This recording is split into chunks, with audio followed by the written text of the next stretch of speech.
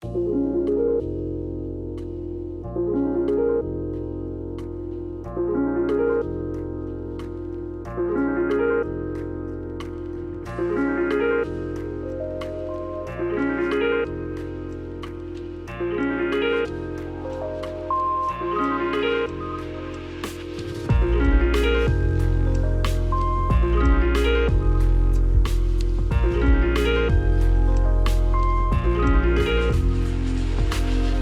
friends and welcome to the Noclip podcast. It's episode 76. We are into the final quadrant of our centenary and I'm delighted to be joined by the whole crew. Jesse Grosha, how you doing, my friend? I'm doing well. I have the need for Scientology. Oh, excuse me? What? Sorry. Everyone's checked their thetan levels, yeah? We're good? We're ready to go? What's going on? Was this a Dianetics book club I wasn't aware of? That's what we're doing while you're gone. Okay. Oh, is that what that's what you're going to do while I'm gone for the 2 weeks?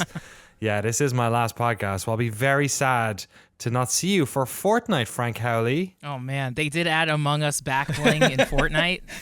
So my friends and I will have it. And so I'm playing as RoboCop, and I have a red Among Us back bling, and it's awesome. I love it. Man. As if I didn't love you enough. Master of the segue, Frank Howley, who I won't miss all that much today, because I'm going to see him later today, is Jeremy Jane. Hail Xenu, or fuck Xenu, depending on if we worship him or not. I haven't read the Scientology stuff yet, but I'm going to get around to it. Hurry up. So I was talking to Alex Austin a couple of days ago about this, who we may or may not be making a video game with. I don't know. Rumors are out there. I'm not so sure if they're very substantiated. But Alex, the first time I ever met Alex or saw Alex made a bunch of games. He made Gish, he made Bridge Builder back in the day. But he got an award at the IGF, and I was watching it in Ireland when I was like, I don't know, like a teenager or in my early 20s. I think I was still living at home. I think I was still in college. And they went up there. It was for Blast Miner. I believe they won the Seamus McNally for Blast Miner or something like that. And Alex and his buddy, who is this dude he knows from Willits, which is a town in Northern California, myself and Jeremy are very aware of. Basically, the whole town, before drugs were legal, was a front. There was a light-up suit shop on their main street, which was the most drug-front shop I have ever seen in my life for a town of like 1,000 people. To have a light-up pimp suit shop, there was a lot going on. Anyway, his buddy steps up, and instead of doing like an acceptance speech, he just reads out a passage from Dianetics and walks off the stage. And I remember just completely pissing myself laughing. It's good times. So that's my connection to Scientology, isn't it? It's just indie game japes. So do what you want while I'm gone for the 2 weeks. I'm going to be on an island, Monkey Island, for 2 weeks, just chilling out. But we've got plenty to talk about today and plenty to talk about during these summer months, which are usually lazy. But there's a bunch of games coming out. I see a lot of games here on the list: TMNT, Shredder's Revenge, Neon White, of course. I played some of the demo, the Steam, what's it called again? Summerfest? Is that what it is? Next Fest. Is that right? Next Fest? Okay, yeah. Next Fest. Thank you. Played some of those games. And Jesse apparently has. Is Top Gun Maverick? Is that the movie or is that the Microsoft Flight Simulator expansion? It's the movie. It's the movie. Okay, we'll do a no spoilers appraisal of Top Gun Maverick while we're at it. But before we get to it, if you'd like to support this 100% ad-free podcast, except for this bit, fund our documentaries and get access to a bunch of bonuses, including videos, bonus podcast episodes, Discord access, and more. You can head over to patreon.com/noclip and shout out to our Battle Pass holders: Cody Krieger, Aaron L. White, Forrest Pruitt, Cameron Ladd. It's impossible for me to say Cameron Ladd. You can't not say it like that. Yeah. I can't. It's just so deliciously, the beat on the name. It's good. Cameron Ladd, George Sikotis, Prey, and Tohir Teliaev.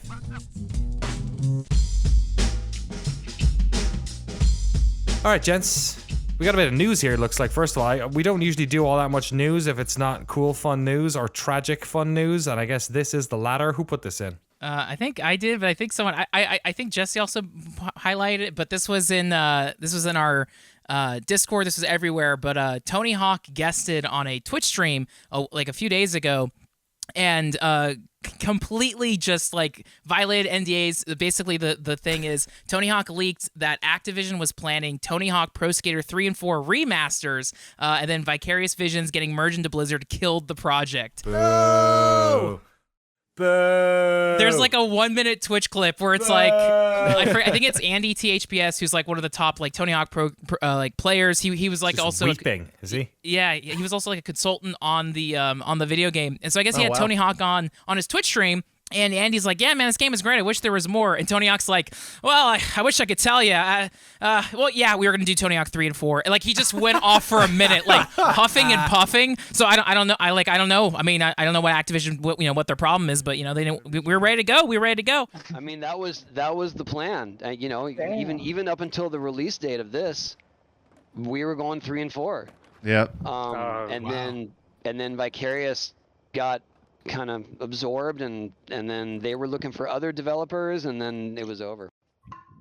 Like, I love that he leaked all this information. And then you can see the Twitch chat being like, wait, what the hell? What? Like, because Tony Hawk at this point doesn't care. He's got this, new documentary. He's amazing. But yeah, so I mean, I feel like it was stuff that we all speculated and assumed, but oh my gosh. Kind of hoped it wouldn't be the case. Yeah. You know what I mean?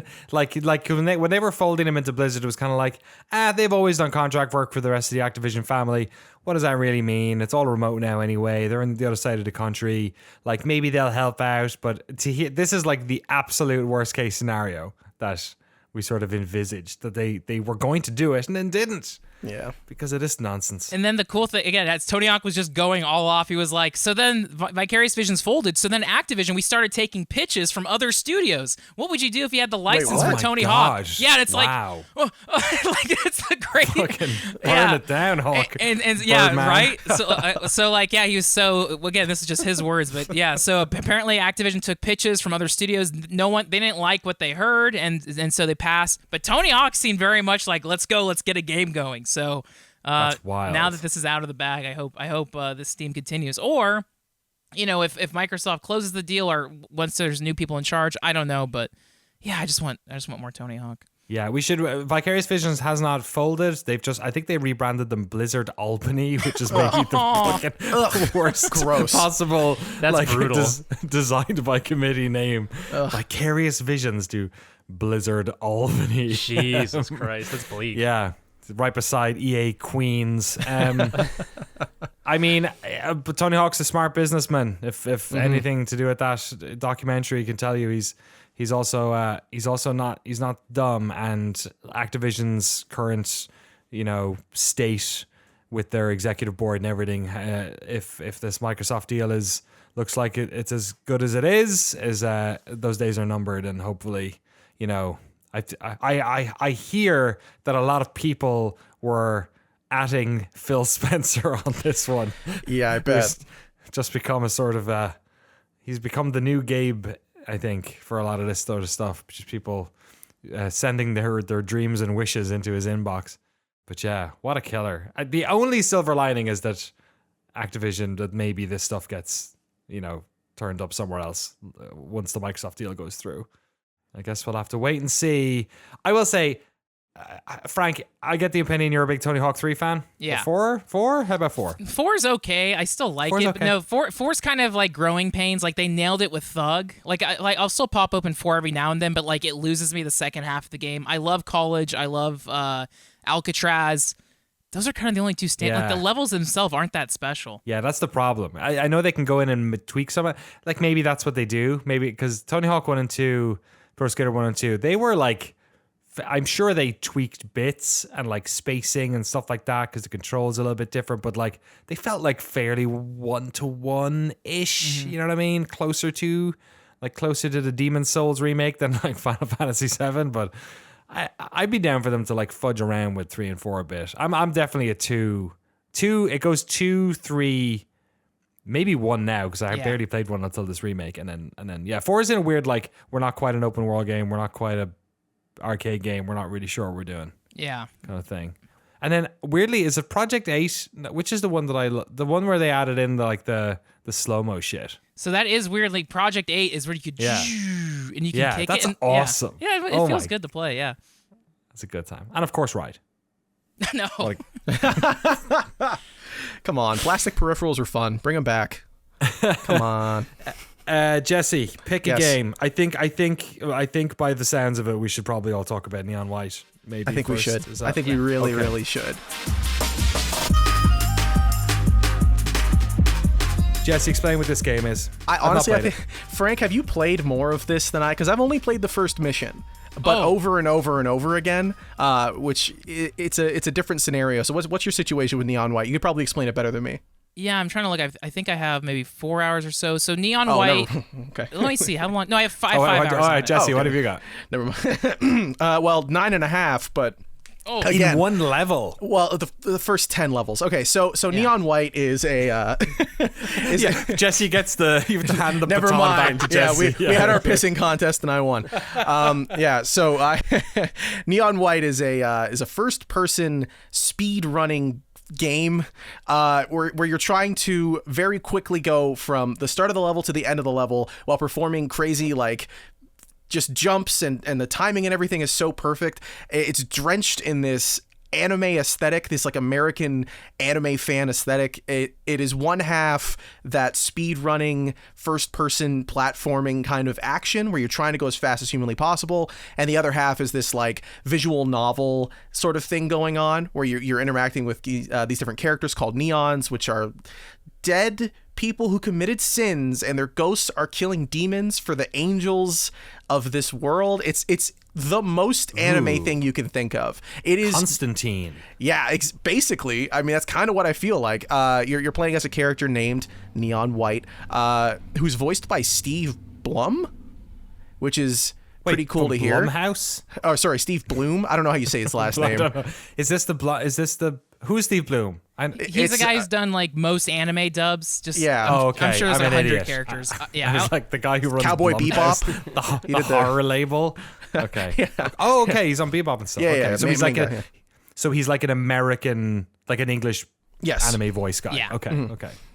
It's fun to hear him talk, but for the most part, the story stuff is kind of not what I'm there for. The way that I'm playing the game right now is it's split up into missions that each have levels, individual levels, and the main thing with the game is that like I said, you're trying to go as fast as possible through the levels while platforming and everything, but there are these cards that you get that give you attacks and different abilities that you can perform. So you'll pick up a card that'll give you a machine gun, but if you left click it, it shoots the gun, but if you right click it, it throws a bomb, and the bomb can be used not only to kill some of the demons that you see, but also to propel you forward. So your goal is to reach this specific point on the map, and it requires some ridiculous pathing. There's always an obvious path that you would take, and once you finish the level, you can tell that it was slow because they'll always you get rankings, there's bronze, silver, gold, ace, cool. and then there's a red ace, which you can only get if you go at a specifically fast speed. It's a ridiculously fast speed. You have to find some broken nonsense to kind of to pull that off.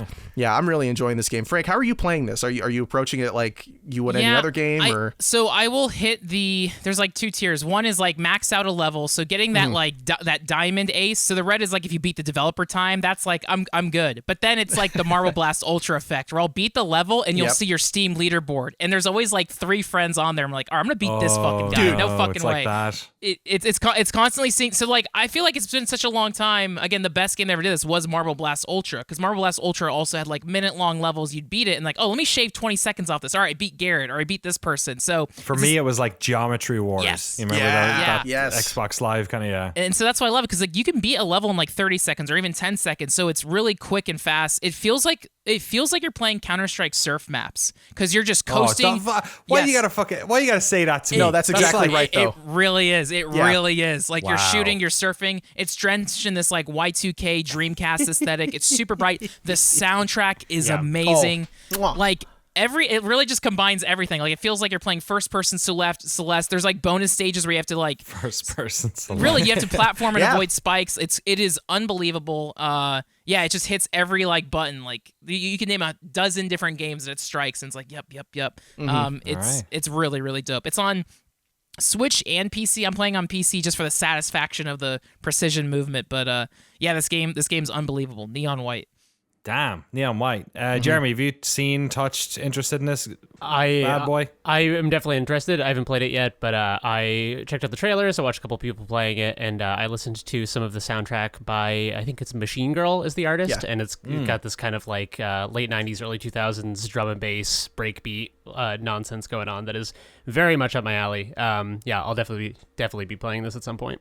Developed by Angel Matrix, so I'm not sure who or what that is, but Ben Esposito is also a designer on this, of Donut County fame from the sort of LA indie scene. So yeah, cool to see. I mean, a bit of a fucking switch from Donut County to this, I feel like. Very different. Almost like chill, the most inconsequential when it comes to time video game you can basically play. So yeah, there you go. Neon White, 1,600 overwhelmingly positive reviews since it launched just a couple of days ago. So yeah, check that one out. Yeah, I'm gonna give it a go. I saw some. Eventually, you know when there's like everyone's talking about it and you're kind of like a little bit resistant because like I'm not playing the thing. They're all talking about the thing, but that's not my thing, so I don't care. That's their own thing. And then eventually, like something happens that cracks through your resolve or whatever it is, and you're like, oh, maybe that could be my thing. I want to be part of this thing. And it was, I think it was Dan Reichert playing it on. There was like a Twitter video when I was like, oh, that's what this is. Jeez, okay. I think it's because I'm not into the anime aesthetic in general, not of this, just writ large. So I don't know, but yeah, check it out. If you're not if you're like me, a dumbass, maybe you need to see this video in motion to get there.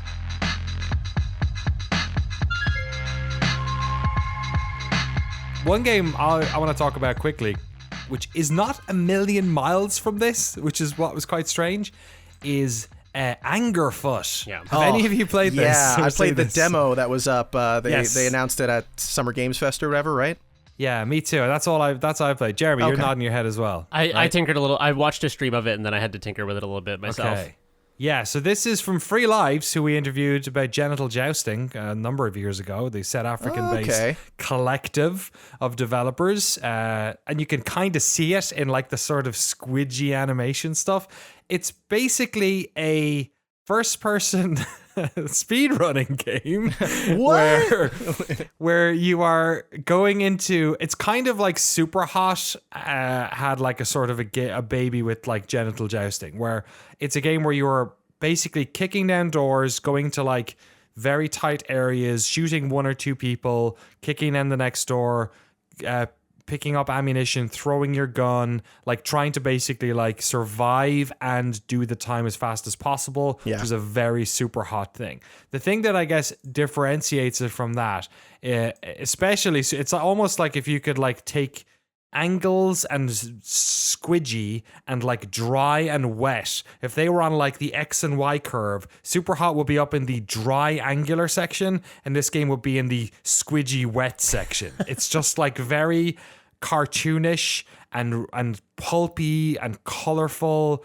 and ridiculous. Like the bad guys, they're just like cartoonish, sort of like almost Nightmare Before Christmas kind of ridiculous looking, like crocodiles and stuff you're shooting. Yeah. It's a difficult game to explain, but your foot is really good. Your foot is kind of like Duke Nukem 3D style. It can just basically kill anyone. You can just kick the shit out of people. But it's fun. It is. It's really something. I've enjoyed it. Yeah, Jeremy, for what have you thought? Yeah, it's got the thing that made me think of the most was Hotline Miami, like a first person kind of like flip on the same sort of like satisfying little gameplay loop where it's so fast and it's so easy to die, but that doesn't make it feel like overwhelmingly impossible. It just makes it feel like something you got to like bang your head against like it's very satisfying to do over and over is what I'm trying to say. It's not the kind of thing where you die fast and it's frustrating. But also the kind of like weird Burton-esque feel of it makes it like Hotline Miami is so gritty and so dark that even though it's just these little tiny sprites, it's legitimately like kind of disturbing sometimes when you stomp someone's head into a blood puddle. But this is very like, I don't know. I've kept thinking it was like Muppets or Sesame Street, but like super violent or something like that. It's bizarre. You just saying it like that just brought to mind like it's kind of like a fun house or a ghost train. Yeah, like you're kind of wondering what the next room's gonna be like. Yeah, it does feel like a hall of mirrors, but like a hall of violence at a carnival or something. And like, I guess the sort of other weird aesthetic choice that they have going for it is like, it's almost always like you're kicking in doors that are in apartments that are just having raves. Like the music's super loud and like the music sort of Does it get louder if you're shooting or something? Something is going on there. Yeah, totally. The soundtrack picks up while you're on a combo or you're getting a lot of kills in a row, whether you're shooting or kicking or whatever, which makes it really exhilarating. And I get that same kind of Hotline Miami feel that Jeremy was talking about with that music kicking up. Yeah, it's funny. It's like this and Neon White are both bizarrely similar now that I'm thinking about it, where it's like pounding electronic music, very kind of like tight, narrow gameplay loop that you're doing over and over and over to do like very precisely with kind of like thin margins of error. It's just that one is traversal and one is like shooting. Mm-hmm. Yeah. I guess I haven't played Neon White, but it looks there's a lot of like jumping gaps and trying to get enough momentum to cross the gap, whereas this is very much like door to door to door to door to door, sort of like flat plane. Yeah. Yeah. I dug it. I thought it was cool, man. The only thing that I want to mention, by the way, that in the demo, and you guys, you're going to know what I'm talking about, there's a bit where you use your feet to pick stuff up. And you remember that? Yeah. You put the wine glass between your toes and you could pick up the popcorn and feed your girlfriend with your toes. See, that's what gaming's all about. You know, that's all I want out of video games is to live out my people fantasies. Together. Yeah, Dexterous exactly. toes. Yeah, that part was like, it's such a funny beat too in the middle of it, because obviously the game has this kind of silly aesthetic and style and tone to it, but yeah, when it's like, again, it reminds me of Hotline Miami, where there's kind of like weird little interludes where you're just going to the pizza shop or whatever, and the guy's like, "Hey, it's you again," but this time you're like feeding your girlfriend popcorn with your toes. Yeah, it's very. Why not? It was the right kind of absurdity where it's like I want to look away, but I can't. The demo, as of this recording, is still available. I'm not sure if Steam Next Fest, if they're taking these demos down or not. There's a bunch of them available, but hopefully not. Its planned release date is 2023, so that's the only popcorn toe fetish game you're going to get to play probably this year. So if that's your jam. Hey, God of War Ragnarok's still coming out. Give it a chance. Good point. Yeah, that's a good point. Fair point. Check it out. Let's jump on to something else. I guess let's have a quick chat about Teenage Mutant Ninja Turtles, or for our European listeners, Teenage Mutant Hero Turtles. Sorry? Yeah, it was called that in Europe. We couldn't have ninjas in the name. You got the worst version of the name for a lot of things. Teenage Mutant Hero Turtles. That's it was the same song though. They just sang it with the word hero in there. Yes, That's you so can check lame. it out. That sucks. Check it out on YouTube. Yeah, so when it was. Hey, we got Mega Drive. Mega Drive's better. Mega Drive is cool. I guess. Mega Yeah. Drive's Why not ninjas? Hey, you're a Scientologist. You don't care about Genesis. That's good. That's Was good. or That's Phil funny. Collins. Was Especially there- Phil Collins. Is there any logic behind the word switch from ninjas to heroes, or is it just Ninjas are like assassins that chop people's fucking heads off. so it's too violent for children? I think so. All right, yeah, I guess heroes are virtuous. Ninjas are morally Exactly. ambiguous. Yeah, ninjas are like not morally ambiguous. Like if you look up ninjas in history, they're kind of a weird sect of assassins that like did like weird bidding. I think Hollywood has sort of made them a bit more virtuous than they were. There were no good ninjas. I don't know enough about ninja There history has to weigh to in have on been this. at least one. Ninja history. Oh, I don't know why. I remember one night years ago getting in some sort of drunken Wikipedia hole on ninjas and being like, oh, okay. It's kind of like the Wild West, where like it's such a romantic time, but at the time everyone was just like, everyone was bored out of their fucking minds because they lived in the desert and they were dying of typhoid. So I don't know. What about Beverly Hills Ninja? He's got to be virtuous, right? Chris Farley? I don't know what that is. No? With Chris Farley. What about Mystical Ninja starring Gomon? Ooh, I yeah. don't know what that is either. You gotta watch more ninja films. You gotta go to ninja Oh, you school, mean dude. Mystical Hero? Jesus Christ. I've not played this. Frank, are you the only one that has? yeah. So TMNT Shredder's Revenge. This is by Tribute Games. So this was the same team that did Scott Pilgrim versus the World. Oh. So yeah, and Mercenary Kings and a bunch of games, but they are known for breathtaking pixel art. Their stuff is amazing, fantastic. This was free on Game Pass. It's also, I think, multi-platform. It's everywhere. This has 6-player online co-op. So it was so exciting this weekend because like so many of my friends have Game Pass. So we plowed through the story online. It's super fun. I think there's like 20 stages or 18 stages. It took maybe about 2 hours, 2.5 hours to go through the story. Oh, wow. Every level is filled. Like I'm barely familiar with TMNT. Like I watched the movies and that's kind of it. But like It is amazing. Like, it's super fun to play. Like Scott Pilgrim, there's like progression. You're leveling up. It's linear progression. You don't have to buy upgrades or anything, but you just kick butt and level up. You can play as April. You can play as Casey Jones. There's the animation is really cheeky because the characters will do moves that are straight up like traces of Street Fighter Third Strike moves. So April has like an up kick attack that's like Chun-Li's moveset, and it's like, oh, this is cool. like, it is dripping with just like, you know, tributes to other games and TMNT itself, but like great pixel art, great music. That's like an in joke because all the TMNT moves were ripped from which one was it? Not Simpsons, not Streets of Rage, something else. It might have been old Street Fighter stuff. Maybe because like the original TMNT arcade game was like there's a whole thing about how they all the animations were like drawn over almost. Oh wow! Old. I think it was Street Fighter one. I forget or whoever. Yeah, someone will let us know. I'm sure in the comments. But that's awesome that they did that again. And it's great because like I'm a huge fan of like all the Konami beat 'em ups. Like beat 'em ups is one of my favorite genres as a kid. And so like. Yeah, there's a level in this instead of Big Apple 3 a.m. It's Big Apple 3 p.m. and it's like, oh, you're okay, yes, fuck yeah. Like, so this game is really adorable. Like, if you have Game Pass, download it. You can also do local co-op. You can do drop in and drop out co-op. You can do local co-op with online play. It's really good. After like the 2.5 hours of going through the story online, I had like 400 achievement points out of the full 1,000. So it has to see it. Pretty friendly achievement list. But this game is great. Like every time Tribute puts out a game out, I get excited because they make just really great arcade games. And a funny thing is, before they formed Tribute Games, one of their first games I feel like they really honed themselves on was they did a 2003 GBA TMNT pixel beat 'em up. Oh my god! So it's crazy. Like 20 years later, here they are still doing it. That's bizarre. Yeah. Wow. Yeah. God. So apart from the 4 lads, if it's 6-player co-op, who else can you pick? Like, so there's Shredder and April, or the Rat. Is that Shredder? Shredder. Yeah. Because there's just Splinter. call him the Rat, though. I like that. Yeah. Because I get no, sorry, that's Splinter. Splinter. No, Splinter's Master the Rat. Splinter. Sorry, Splinter. yes. Sorry, Shredder. Okay, Shredder is the villain. They switched it in Europe, and now I'm messed in up. Europe, yeah, in Europe. Balrog in Vegas. No. Exactly. So you can play as Rat, you can play as April, and you can play as Casey Jones. So those are the 3. Which one's Casey Jones? He's the hockey mask guy. He's like he's like hockey Punisher. He's he's like Jason basically. From the Yeah, horror movie yeah. Jason. I gotta tell you, he's an American basketball player according to Wikipedia. Yeah. I gotta look him up. And Casey Jones is the best in the movies because he's like the most New York. Hey, look at these turtles over Yeah, here. what you doing? Yeah, Give me my hell pizza yeah. back. Hey, is turtles Casey and Jones- pizza. I'm walking here.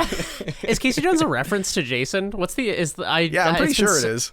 It's gotta be, right? Yeah, because Yeah. like even TMNT, it's so cheeky. Oh yeah, that guy. Because like in the universe of TMNT, you're fighting the Foot Clan, and that's a parody of Marvel has the Hand. So in TMNT, you fight the Foot. Like, Oh, that's funny. yeah, You're kidding me. I was playing with my friend Jared, who runs Cheap Ass Gamer, and he's like the biggest TMNT fan. So every stage, he's like, "Oh, there's Bebop and Rocksteady. Oh, there's this guy. There's this." He was freaking out for the full 2.5 hours. Oh my god, it's this guy! Like, because they also took heavy inspiration from like the animated series. So there's characters who are like one-off characters, and they're a boss Oh, fight in that's this. funny. And Oh, that's really cool. and then Wow. JF, the director, on Twitter posted like a childhood childhood photos of like him in TMNT pajamas and stuff like that. So it's like it's a real love letter. So yeah, I think if you play this game, it's just like the whole staff is awesome. But yeah, and it was cool to see a lot of familiar names from the Scott Pilgrim game work on it, like Paul Robertson and like Persona. A lot of like my own friends who do pixel art, and it's like, oh man, this is really good. So it means a lot to me. This game rocks. What is the status of the game of Scott Pilgrim? Did they sort that out with Ubisoft? yeah. I forget. Yeah, Remaster finally came out last year, and then Yeah, I think you're right. limited run games put out a Physical, physical Switch, edition right? of it. Yeah. Yeah. So that's available to play too. Cool beans. Yeah, go check that out as well. If you don't have your PlayStation 3 handy, it's available elsewhere, it looks like. Cool.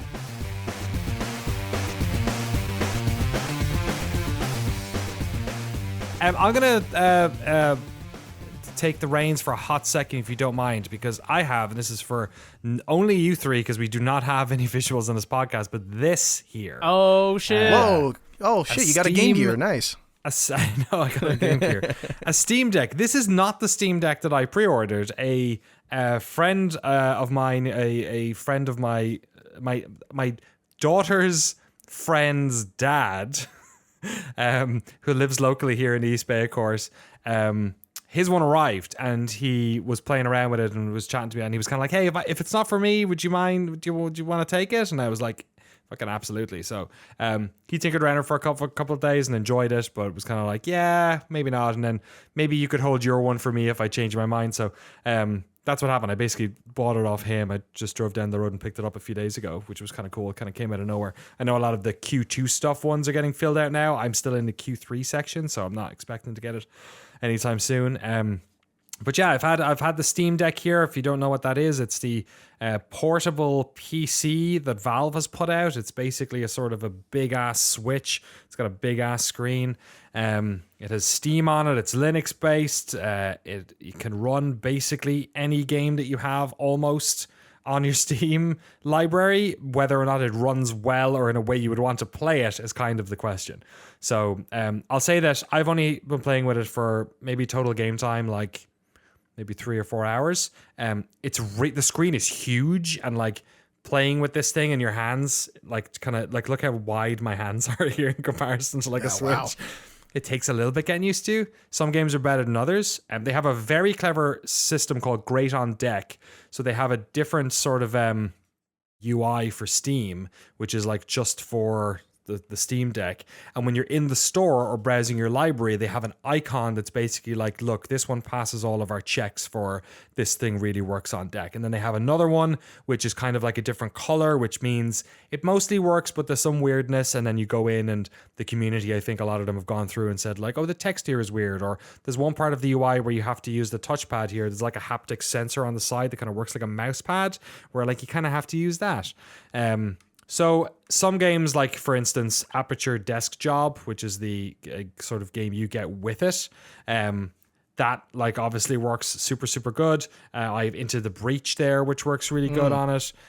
Games like Spelunky 2, Rogue Legacy, of course, is on this, which is really cool. So games where, you know, they were putting them out to Switch.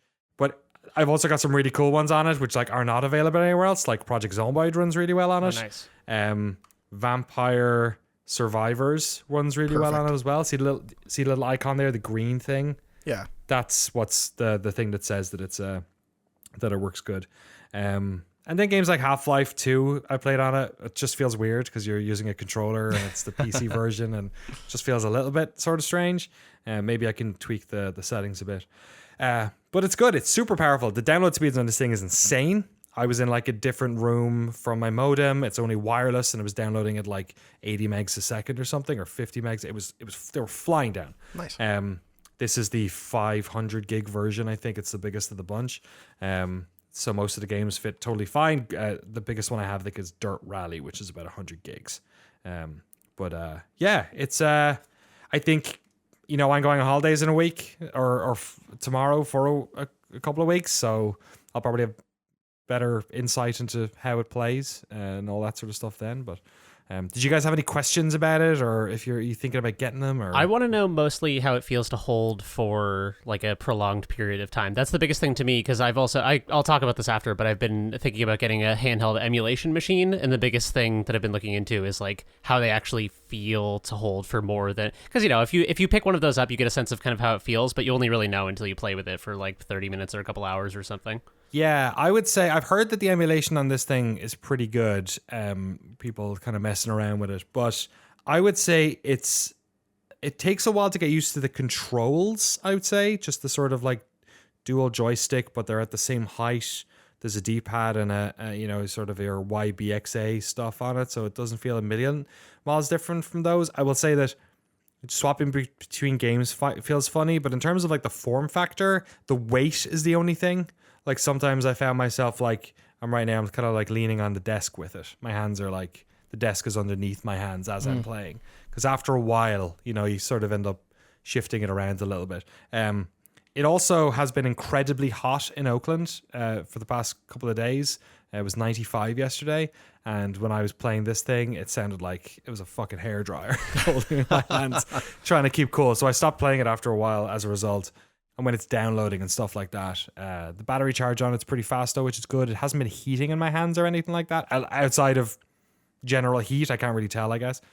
But also, here's an interesting thing. My Steam here on this machine just said that the that the Steam Deck has turned off. So you can do remote play off of your machines as well if you don't want to download right, stuff, neat. which is pretty cool. So I would say again, maybe in 2 weeks I'll have a better idea. But also I'm going to like a sandy beach place, so I probably shouldn't be playing.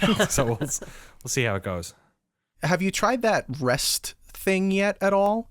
Because I know the deck has, it has this system, or it's supposed to have this system anyway, where when you are playing a game and you want to stop playing, like if you're doing that on Switch or Xbox or PlayStation, you turn your console off, you're good, right? You come back, but the Steam Deck is playing PC games, but it has a system in place where you can like stop it and come back to it, right? But there's supposed to be something they have set up, I don't know if it's for the future, if it's now, where you can turn your deck off and then go on your PC and like the state preserves or something. Like you can't hop right in, but I've not done that, so I'll say that the cloud save system has been pretty flawless. A couple of times it didn't sync properly, mostly because I was in a part of my house that the internet's not awesome, so I think maybe that had something to do with it.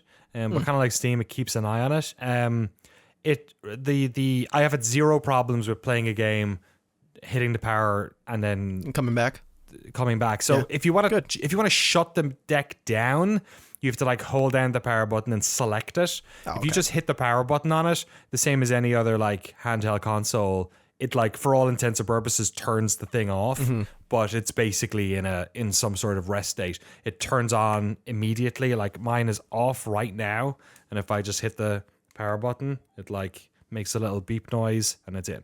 You know what I mean? Nice. I think the Vita's faster, so I don't know if that's that impressive, but that's pretty cool. There you go. Cartridges, man. Wait, was that cartridges? Vita, cartridges, yeah. Memory cards, yeah. Can't beat them.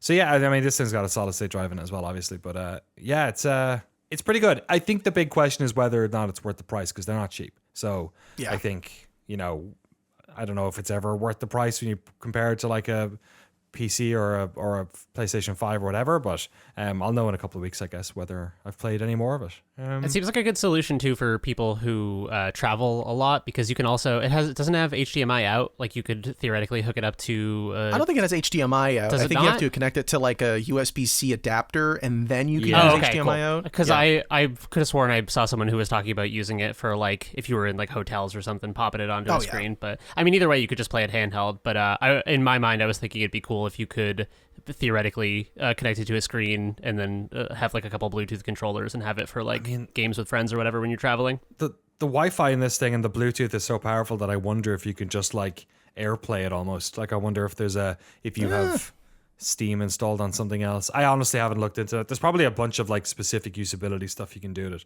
It's full of menus because it's basically all of Steam and then a bunch of other stuff. So I should check that out. Yeah, it's a good question. Might be something in there. Cool. Seems cool. Yeah, so we'll see. I'll have more on that in the future when I'm back.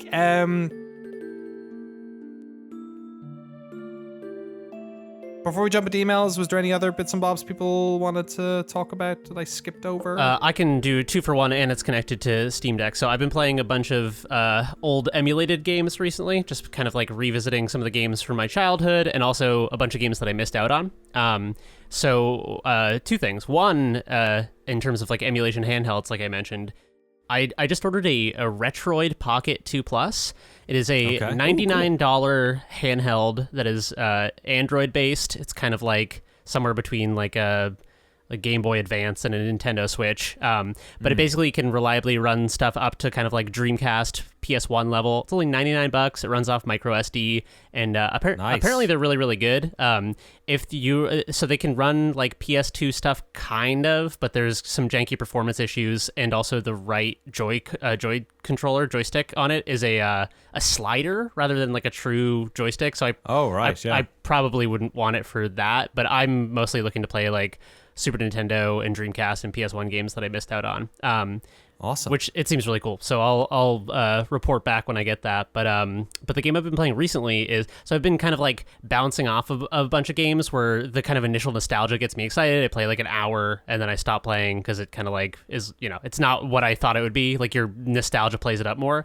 But I have been sticking with Xenogears recently, which is a 1998, I believe, Squaresoft RPG, yeah, 98, whose script was initially written as the script for Final Fantasy VII, and it was too like dark and high concept and philosophical, so it was rejected and bounced off into its own thing, which became Xenogears. But it's fucking cool, man. It's like it's this world where there's these kind of two big city-states that are at war, and all across the world there are these ruins that are turning up, and in the ruins are these ancient... This is all the premise, by the way. This is not spoilers. There are these like ancient battle machines that are called gears, and they're basically like Gundams. They're big mechs. So the two countries are both trying to like scramble to control territory so they can excavate these mechs to use them in the war effort. And there's like a third-party PMC called Gebler, which is like just a mega corporation that is like helping the losing side now. And so it's like, it's got this big kind of like geopolitical narrative to it that's really interesting, because the story is told through your character, who's just like a dude in kind of a rural village in this world. But it's got this very like, I don't know, it feels like a very mature narrative. It's not pulling punches on like some really dark shit has happened already in the first like 7 hours or so.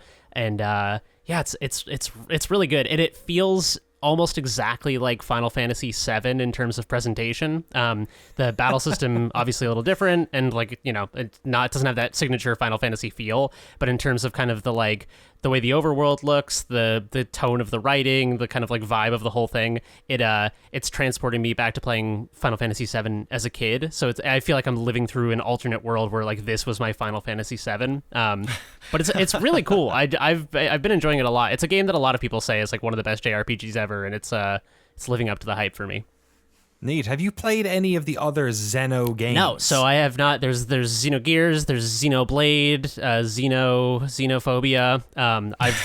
There is not. that. There's Xenosaga, which was the sort of the one that spun off from this, which I didn't know about Xenogears. Yeah. But Xenosaga was the sort of the long running one, and then Xenoblade Chronicles, which has had 2 sequels since. I think that came out in like 2011 or something. That's sort of been the modern revolution of those. But yeah, I'd never heard of Xenogears. Yeah, so I didn't realize any of those were, because I've heard of all those games and not played any of them. I didn't realize they were all connected until I started playing Xenogears and looked into who actually wrote it. And some of the people who worked on the story worked on like Final Fantasy VI story and script and stuff. So it's got that Squaresoft pedigree. But yeah, if this I mean, I really like it. The only downfall to me is that it's got the random encounter mechanic that's like so brutal. So you're, you know, a typical JRPG scenario, you fall through a hole into a cave and it's like, we got to find the way out of here. And you get into like 12 random battles with jellyfish on the way out.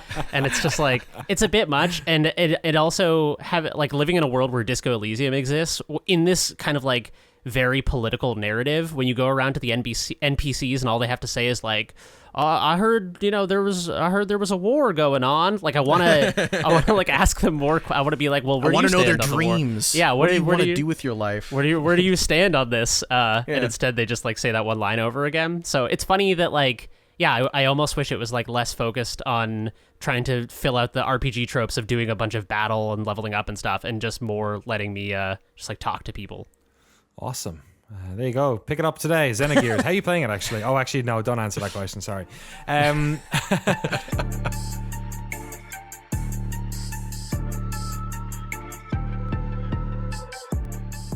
Jesse, can you give me 2 minutes on Saints Row Boss Factory and then we'll get to emails? Yes, I can.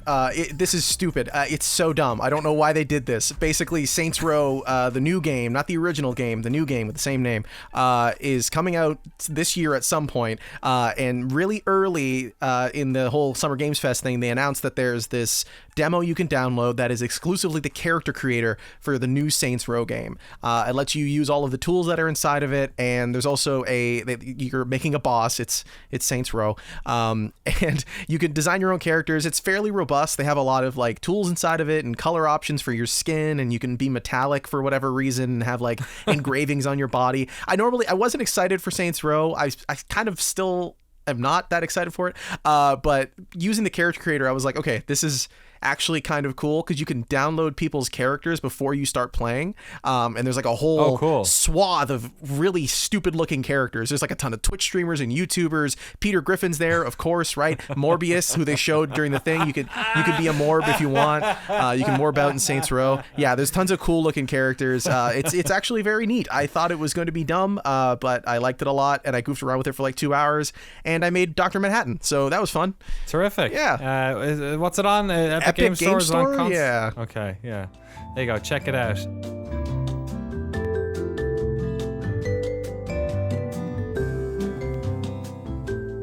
All right.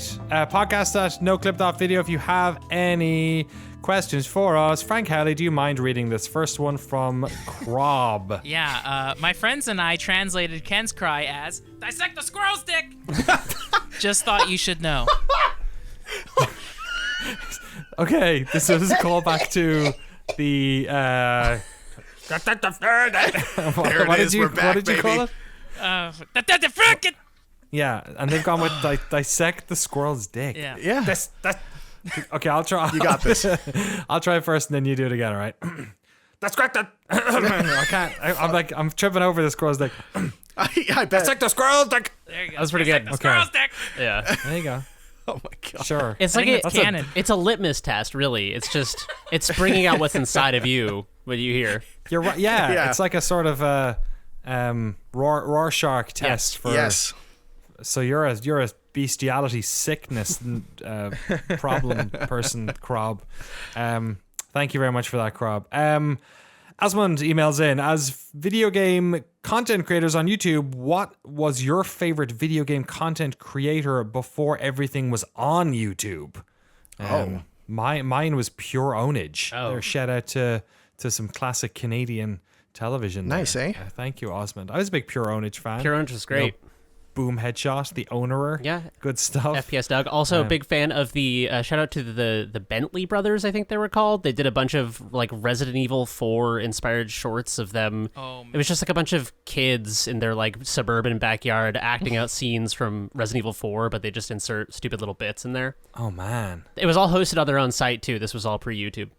Damn. There's two that come to mind. Mega 64 before Of course, YouTube. yes. They sold DVDs and hosted videos of Something Awful, so their stuff was great. And then on Newgrounds, there was a million Flash cartoons, but Legendary Frog I thought when I was like 10, made really great stuff of like Resident Evil, Final Fantasy. Like they're making very specific game parodies of games I loved. So Legendary Frog was the OG. Hell yeah. I was kind of on the opposite end of the spectrum for some of that stuff with the GameSpot when I was a kid, just because it was like, oh, this is like television, but for games. Because they had like proper cameras and were producing it and all that sort of stuff. But yeah, it was still it still had that, I don't know, like kind of amateur vibe to it as well. Jesse, we lost your video. Is there a power cut in Canada, or have you just... There must be, yeah. They didn't want me to talk about content creators. There There we we go. go. I'm back. Hello. He's back. I thought there was like a... Yeah, exactly. I thought you were going to make yourself a new Saints Row boss or something. And pop up Just with come back as a metallic VTuber. Yeah. eyes or something, yeah. Anything for you, pre-YouTube or early YouTube? I mean, I guess G4 and X-Play and stuff, but yeah. I lived in Canada, so I didn't really get those channels. So I could only ever watch like the free whatever the hell that they did like once a month. We could watch for like a weekend, and I was like, oh look, Adam Sessler, there he is. I remember him. Yeah, that was a good time. That was it for me though. There was a very brief moment when video game cover discs, like the magazines, would start doing their own videos on them. It did not last very long, but it was when they do like little reviews or like conversations or something on PC Gamer or PC Zone. I remember very briefly, and then just obviously it was taking too much time and they decided not to do it anymore. That's how Mega 64 kind of got their start, is EGM was also doing that. And so EGM was just hiring Mega 64 to do a skit every month. And so No that's way. where they got a lot of their stuff onto. cool. And then, EGM itself was like the video game magazine for me. We should see if we can get like a DVD or a tape of all the old GameStop TV things, like the things that they'd play in-house in the GameStop that were just like weird off-brand coverage, and just watch one for a patron podcast sometime and talk about it. I like it. Yeah, that's some good stuff. Yeah, that'd be fun. There's a couple of Twitch channels I like that just play old, tech, like 80s technology videos, like TV shows and stuff like that. You just tune in every once in a while and see what nonsense is on. talking about the latest IBM processor or something. It's kind of cool. I like that. We could almost do that with Noclip now, just like have the docs running, because it's just like I think I need to add them up. We're coming up on like, I don't know. We're probably at over 76 maybe. Maybe the podcast is just taking over. I'm not sure. This next one comes in from Mike. I've been catching up with the podcast lately and heard your discussion about Rogue Rash, the greatest video game title of all time. Your mention of the circuit-based racer with track deformation and deployable ramps got me thinking. To keep the stakes high and avoid players slowing down to avoid the ever-evolving deformation of the track, I thought it would be fun to implement a minimum speed requirement that goes up with each successive lap. That way, as the track gets more deformed, players will be forced to go faster and faster until they wipe out. And there's only one player left. If you go too slow, your car blows up and you're out and around. I'll let you gents come up with the suitable speed references. Keep up the fantastic work with the docs and the pod. Your fellow gamist and proud patron, Mike Alphas. Thank you very much, Mike. Yeah, I like that idea. Sort of imagine like a Rainbow Road, even if like every lap you got like 50 cc's faster. Yeah, that's a good idea. That's a good way to like turn up the pressure in another way other than the track getting more difficult. You also have who plays the villain from Speed? It's Hopper. Is it Dennis Hopper? Yeah, you have Dennis Hopper. Well, what do you do? Is Dennis Hopper alive? Can we get him? Is he available? I think he died a couple of years ago. Fuck, man. Yeah. But now, like, of a speed reference, like the game itself could be called Cruise Control because that works so well. You're controlling the track, like just calling it Cruise Control. Oh my gosh. Oh my Thank God, you, Mike. that is good. It's a great idea. Cruise Control, man. Yeah, Speed 2. I went to that. I brought my dad. Me and my dad went to that. It's a pretty bad movie. Although he also brought me to Spice World. So really, my dad is just like yeah. My dad was a hero. He went through some shit bringing me to movies. The best one we saw together was The Fifth Element. We both really liked that. Oh, nice. Oh, nice. So that was pretty good. I remember my dad took me to see Good Burger, the Nickelodeon Keenan Kel movie, and halfway through I was loving it. I looked over and my dad was taking a nap, and I was like, oh, come on. My dad took me to see Final Fantasy: The Spirits Within. Oh my God! And afterwards, he was like, "So is that what the video games are like?" I was like, "No, not at all. I have no idea what was happening there. I'm sorry, dude." There's one fucking moment in that game that makes me laugh every single time, and it's so Steve Buscemi voices one of the characters in that movie, which you may have forgotten about. It's just like a random guy, and there's one moment where there's like an alarm going off in the facility, and it's like something like, "Bay door's closing. Time, you should leave. Bay door's closing. Time should leave." And he turns and he goes, "The bay doors are closing. I think we should probably leave." And it's like, it's self-aware, but it's like, I was like, oh, that was like an off-the-cuff thing maybe he said, but they animated it, so I don't know. It was good, right? Oh, that's great. Spirits Within. Jesse, any shameful movies with parents with the or parents? guardians? Not really. Oh, I guess I went to see The Last House on the Left with my girlfriend when I was in like grade 7. It was like, "Oh, we can't go see this movie. It's rated R." And the mom the whole time was like, can we watch anything else? Why are we watching this? It's like gory and like murder and stuff. It was great. Yeah, we were like 12. What were we doing? Stupid. I remember I couldn't get into a movie. I forget what movie it was. It was a film I wanted to see. And just to circle this whole thing around, so I went up and it was like PG, whatever. It was like 15, so I couldn't get in. So I bought the PG one, which was, I think it was Battlefield Earth. which is, oh my God. Which is an L. Ron Hubbard. We're back. Yeah, we're back. I'm not sure if it's part of the canon of Scientology necessarily, but John Travolta's in it, obviously. So I think it's a synopsis of Scientology. I wonder if they actually say like Xenu or Scientology, or if it's just kind of an analog for the whole structure of it. Just shooting thetan rockets at people. Getting their levels up. I have not seen it. It's a fucking bad movie. It's god awful. Is it? It's Travolta. I think horrible. He keeps calling everyone like, "You man animal." That's his You insult. man animal. You man animal. That sounds like a compliment. Oh my God, I gotta go see this. Holy shit. It's a good thing it didn't come out now. I feel like that would have got some more treatment. Yeah. I feel like Battlefield Earth is kind of It's in the pretty same. fun. I like it. Yeah. Okay. All right. Hey, careful. This could be our next episode of the podcast. It'd be a good the one. Patreon podcast. And the last email from Cameron. I have been making my way through the catalog of Noclip podcasts, and I'm sad to say that I am now current. I was curious if the team had any recommendations while I wait each week for this newest entry. And then he said some very nice things about us, which was quite nice. I'll let you guys read that after the fact. Yeah. What about you guys? How about you in terms of other video game podcasts. Not that, not There that aren't anyone any other. needs Yeah, another. what do you mean? Yeah, I mean, we're the first video game podcast. Yeah. Sure. What do you guys listen to on a weekly basis? In terms of video game podcasts, there's two now. There's like Jeff Gerstmann just launched his own podcast, and the most soothing voice in the world. I'll go on a hike and just listen to Jeff just do his thing. Like I love Jeff, so it's fantastic. Insert Credit, I really enjoy. Insert Credit's a podcast hosted by Brandon Sheffield, Frank Cifaldi, Tim Rogers. It just feels like a bunch of like friends just sitting around chatting about video games. Like I don't know, it's really fun, eclectic. Everyone on that team has such a deep knowledge, but Insert Credit I really enjoy. Yeah, a lot of developers, and obviously Frank is the Video Game History Foundation he runs. They're all based here. I think I'm not sure if Tim is, but they're all Brandon lives down the road from me. They're all sort of in the Oakland game dev scene.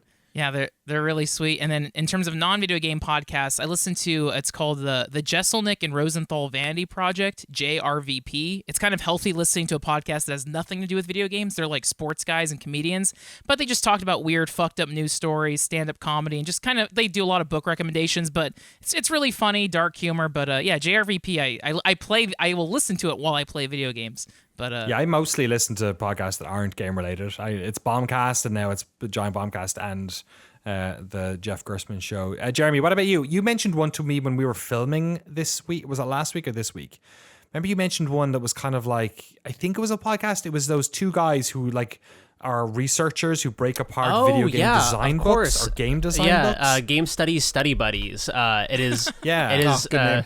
It is absolutely fantastic. I've only heard a few episodes of it, probably like 4 or 5. But it is two dudes who are both like very, very educated and have a good sense of humor, kind of a dry sense of humor. But their approach to everything is kind of like usually the structure, it seems, is they read a book and then they extrapolate on that book and kind of like tie it into game studies as a larger field of thought. But the one that got me into it was talking about addiction and gambling. I'm trying to remember the name of the book, but it was I'll give it to Jesse and he can post it in the description for this or something. But absolutely fantastic. And so the book that they were reading was someone who had worked with casinos and like studied people who were gambling addicts and stuff like that, as opposed to video games. But then the discussion branches off from there into them talking about kind of like predatory microtransaction structures and like games as service and stuff. And it was like shocking and horrifying, and I think it should be mandatory listening for anyone who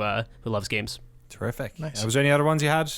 Game related? No, that's all I've got. I actually, one that's kind of defunct now is Adam Conover's old podcast, Humans Make Games. Really, really good. He hasn't done it in like a couple of years, if I'm not mistaken. But IGN hosted it. Yeah, there's 2 seasons, I think. Cool. Yeah, the one with Justin Ma from Subset Games, them talking about tactics RPGs is like one of my favorite games interviews of all time. Excellent. And Jesse, what about yourself? Yeah, People Make Games. That podcast is great. The Games Press. Love listening to that one. Except for when Danny's on. I'm not a big fan of them. No, that was great. That and Game Maker's Notebook is really, really good as well. They just interviewed Andrew Schuldice, and they interviewed Ren Breyer and Tim Dawson a little while ago. So if you want some more content that you see on the Noclip crew developer breakdown, it's over there. Yeah, go check it out. Podcast at noclip.video. If you have any more emails, send them on in. I'll make sure to give you guys the access to that before I disappear. We have a bunch of stuff hitting the channel at the moment, a bunch of Patreon stuff as well. Lots of stuff still in the works. The developer breakdown for Unpacking went live today. Go check that out. Our series trailer for Hyperlight Development. Woo! Our series on Hyperlight Breaker and Heart Machine down in LA. We're working on, I'm editing episode 1 at the moment. We're planning episode 2 at the moment as well, with some of the team there. We have a bunch of other stuff coming up for patrons. Of course, the extended cut of that Unpacking interview will be there. We already had 2 extended interviews go up this month. One was with Tim Kaine and Leonard Boyarsky at Obsidian. Another one was with Darren Korb of Supergiant. And we've interviewed Kerry Patel of Obsidian. It's a 25-minute interview. She's one of the writers over there. Actually was a sort of a writer in her own work outside of games before she got hired. She actually worked at Ernst & Young before that.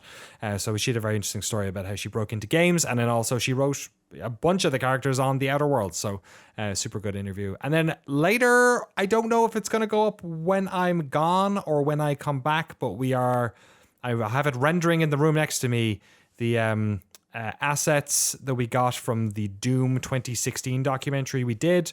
So the Doom 4 footage that we got, a bunch of other stuff that we had in those docs. We have I believe it is 11-minute video, which showcases all those with a bit of context from me in the middle. So kind of like the Ravenholm one, it'll be a place to show off some of those assets and leave them for the internet to enjoy.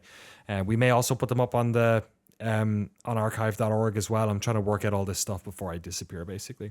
If you'd like to support the podcast, fund our documentaries, and get access to all of our bonus episodes, the official Discord, and loads more, head over to patreon.com/Noclip. We're at Noclip Video on Twitter. I'm at Danny O'Dwyer. He's at Garasha. He's at Frank Howley. He's at Jeremy B. Jane. Watch our free docs on youtube.com/Noclip Video. Listen to the podcast here. Go check out Crew, youtube.com/Noclip Crew Video. We now have at least one series because we have 2 videos that are part of the same thing. So although we have like 4 series running over there, we're Jane Dev's getting worked on, the next Counterpoint's getting worked on, and a bunch of other stuff. I had a meeting with a developer we're doing a weird show on for that, and loads more. And yeah, eventually I will talk about the weird thing that we have Alex Austin working on. But you should just follow Alex Austin at Cryptic C on Twitter if you want to see, if you see some weird monochromatic DOS-ass looking driving game, you should go check that out, and we will have news on that weird part of the Noclip story soon enough, I guess. Gents, I'll miss you all. I hope you have a wonderful time. I hope publishing the podcast isn't annoying. I hope it's fun having a podcast where I'm not taking up so much of the room. It won't be fun. It'll be different. We'll miss you. Exactly. Well, I'm gonna have a fucking blast because I'm gonna be listening. I can tune in. I'm gonna get a fresh Noclip podcast. It's gonna be tremendous. What are you doing for the rest of the week though? What are you playing? Jesse, first of all, what are you doing? Oh, I'm going back into Neon White. I have some scores to beat. I have some scores to settle with the homies. I need to take them down. The scoreboard battle continues. Yeah. Frank, what about you? Audrey's in town, so cool. We're going to Anime Expo next week, and I think until then, maybe going to the beach. I don't know, going outside, which it doesn't happen unless Audrey drags me. So we'll see. Nice. Excellent. Jeremy, I'll see you in like 2 hours time, I think, up in Novato at our locker. But what are you doing for the rest of the week? I'll probably play some more Xenogears, and I have been taking a little bit of inspiration in my texture painting for my 3D models from that, and from some advice I got from Lilith of the Bloodborne demake fame when we interviewed her. Nice. Got some advice on texture painting, so I've been trying to. Oh, I do remember that. Yeah, trying to afterwards. capture the PS1 magic for myself. I love it. I'm going to load up the Steam Deck and then get on a plane and disappear for a couple of weeks. Thank you all so much for listening to the podcast. Thanks for supporting us, to all of our patrons. Go check out all our videos. There's a bunch of shit up on the channels. And we'll see you next time here on the Noclip Podcast. Bye. Enjoy your trip, Danny. Bye. I already am. He's on the plane right now. Bye. Fuck.